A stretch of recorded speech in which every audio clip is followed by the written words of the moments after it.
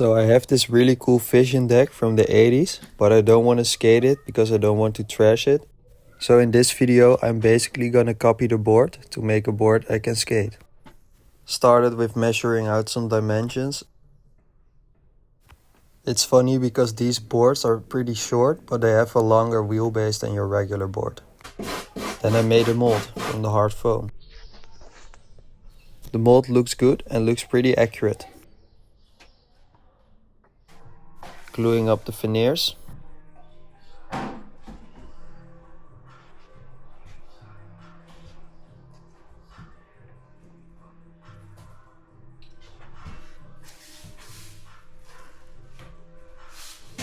And putting them in the vacuum bag on the mold. I let it sit in the mold overnight and then I took it out of the vacuum bag. The blank actually looked super good and it was exactly like the shape I had imagined. So I drew a template of the outline of the skateboard, cut it out, and then I copied it onto the blank. I'm using a jigsaw to cut out the board. So now I have a very rough shape. So I'm just gonna check if it looks good, and it actually looks really good, and I'm starting to be really hyped because it's starting to come together as well. I use a palm sander to refine the shape, then I'm gonna throw some stain on to color it up. I'm using some red and green varnish. You can still see the wood grain through, which I always love.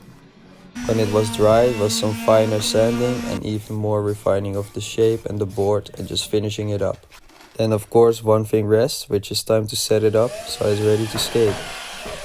The board was finished and I'm super happy on how it came out because it looks like the coolest setup I have ever had. Skating it was a bit to get used to because it's so different than your regular skateboard shape, but once I got the hang of it, it was super fun. You basically just gotta do old school 80s tricks, then it feels perfect. For everyone wondering, yes, it kickflips. This was a super fun project. Definitely keep an eye out on my Instagram and Slapstick Skateboards because I might actually release some boards soon, and something like this will be definitely in the mix.